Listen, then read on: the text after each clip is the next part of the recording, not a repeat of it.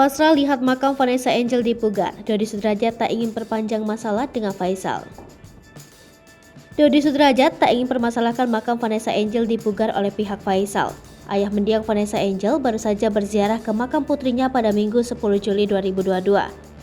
Dodi tampak pasrah saat melihat makam Vanessa Angel telah dipugar oleh keluarga besannya Haji Faisal.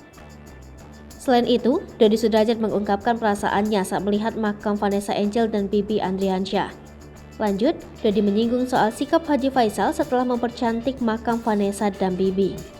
Dodi mengatakan bahwa Faisal tak pernah meminta izin kepadanya saat hendak memugar makam Vanessa.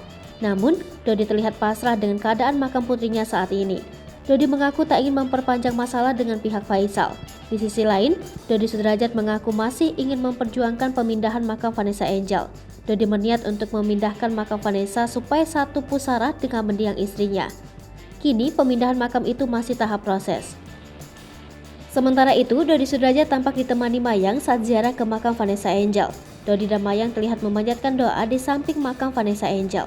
Setelah itu, mereka menaburkan bunga di makam Ibunda Galaskai Andriansyah. Tak hanya itu, Dodi dan Mayang juga tampak menaburkan bunga di makam suami Vanessa, Bibi Andriansyah.